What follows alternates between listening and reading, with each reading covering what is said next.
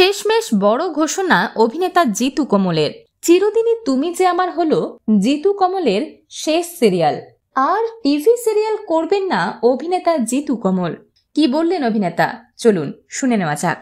একটা ছোট্ট অ্যানাউন্সমেন্টের জন্য এখানে আসা, কারণ দর্শক আমাকে জিতু কামাল তার নিচে যে অ্যাক্টর লেখার সাহস, অ্যাক্টর লেখার অধিকার দিয়েছেন, সেই দর্শকদের না জানিয়ে কোনো কাজই আমি খুব একটা করি না। খুব আনন্দের সঙ্গেই জানাচ্ছি, this is my last mega. এই মেগাটা যে ধারাবাহিকটা চলছে, যে টেলিভিশন প্রজেক্টটা চলছে, চিরদিনই তুমি যে আমার, এটা আমার লাস্ট টিভি সিরিয়াল। এরপরে টিভি সিরিয়াল আমি আর করব না।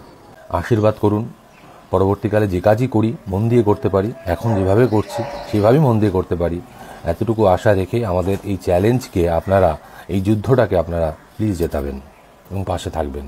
চিরদিনই আপনারা যে আমার।